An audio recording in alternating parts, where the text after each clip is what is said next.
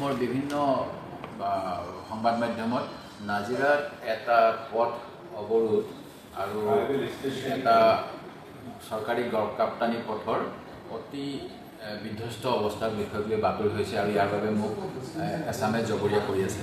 প্ৰকৃততে এই ৰাস্তাটো প্ৰধানমন্ত্ৰী গ্ৰাম সড়ক যোজনাৰ অধীনত নিৰ্মাণ কৰা হৈছে আৰু তেওঁলোকৰ 5 বছৰৰ কাৰণে এটা কন্ট্ৰেক্ট থাকে যে চৰকাৰৰ হাতত এটা পইচা ডিপজিট থাকে আৰু সেই পইচাৰে প্ৰধানমন্ত্ৰী গ্ৰাম সড়ক যোজনাৰ ৰাস্তাসমূহ 5 বছৰলৈ গড়কাপ্তানি বিভাগে যাতায়াতৰ কুশল কৰি ৰাখিব লাগে। কিন্তু অতি দুৰ্ভাগ্যজনক কথা কি কাৰণত মই কম, দুবাৰকৈ টেণ্ডাৰ হোৱাৰ পিছতো এই ৰাস্তাটোৰ নিৰ্মাণৰ কাম কৰা নাই আৰু তাৰ ফলত এতিয়া স্থানীয় ৰাইজে জীয়াতু ভুগিছে। প্ৰকৃততে টেণ্ডাৰ কৰাৰ পিছত যিসকলক গুৱাহাটীৰ পৰা যিকোনো অজ্ঞাত কাৰণবশত টেণ্ডাৰ দিয়া হয় তেখেতসকলে তালৈ গৈ কামখিনি কৰাগৈ নাই আৰু স্থানীয় বহুত নিবনুৱা যুৱক যুৱতী যিসকলে চৰকাৰক ধন জমা দি টেণ্ডাৰত অংশগ্ৰহণ কৰিছে এটা বিশেষ চক্ৰই তেওঁলোকক বঞ্চিত কৰে আৰু তাৰ ফলত গুৱাহাটীৰ পৰা যোৱা কিছুমান ঠিকাদাৰে পৰৱৰ্তী সময়ত কাম নকৰে আৰু ৰাইজক জীয়াতু ভোগায়। এই কথাবিলাক মই অৱগত আৰু মই গড়কাপ্তানি বিভাগ কেইবাবাৰো এই বিষয়ে যোগাযোগ কৰিছোঁ, কিন্তু মুখ্যমন্ত্ৰী মহোদয়ে অন্য কামত অসমীয়া অনা অসমীয়া হিন্দু মুছলমান উচ্ছেদ আৰু বন্দুকৰ লাইচেন্স ইত্যাদি কামত ব্যস্ত হৈ থকাৰ বাবে নিজৰ গড়কাপ্তানি বিভাগটো কেনেধৰণে চলিছে আৰু ৰাইজৰ কেনেকুৱা এই বিভাগৰ গাফিলতিৰ বাবে অসুবিধা হৈছে সেই কথাখিনি গুৰুত্ব দিয়া নাই আৰু ইয়াৰ ফলতে এই ৰাস্তাটো এই দুৰৱস্থা।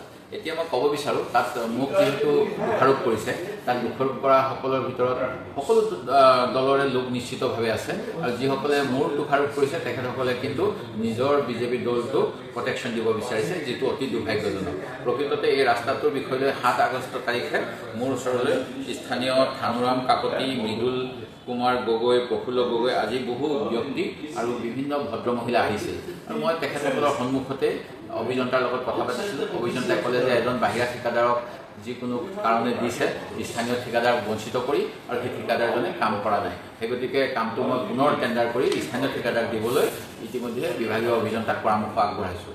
এতিয়া কথাটো হ'ল যে যিটো পথ অৱৰোধ কৰা হৈছে সেই পথ অৱৰোধ হ'ব বুলি মই আগতীয়াকৈ যাৱতীয় ব্যৱস্থা ল'ব লাগে বুলি কৈ বিভাগীয় অভিযন্তালৈও এই চিঠিখন পঠাই দিছিলোঁ। এই চিঠিখন তেখেতসকলৰ আবেদন আৰু মই লিখিছিলোঁ যে ময়ো ৰাইজৰ লগত সহমত যে পথ অৱৰোধ কৰিব লাগে। যদি চৰকাৰে নুশুনে তেতিয়াহ'লে চৰকাৰক শুনিবলৈ বাধ্য কৰিব লাগে। চৰকাৰখন মোৰ নহয়, মই এজন বিৰোধী বিধায়ক।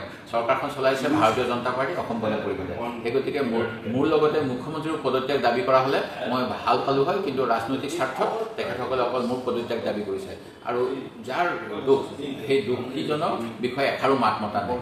ইয়াৰ কাৰণটো কি সকলোৱে জানে।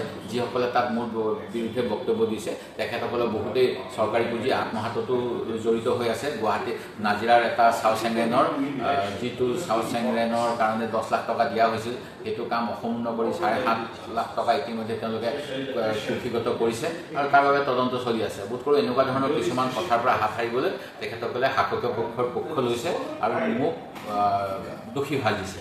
এই কথাবিলাক কিন্তু ৰাইজে গম পায়। সেই গতিকে ৰাইজে নিশ্চিতভাৱে প্ৰকৃত কথাখিনি অনুধাৱন কৰিব আৰু মোৰ ফালৰ পৰা মই নিশ্চিতভাৱে ৰাইজৰ প্ৰতিনিধি হিচাপে যিমান কৰিব লগা আছে কৰি যাম, এই প্ৰতিশ্ৰুতি আজি দিছোঁ।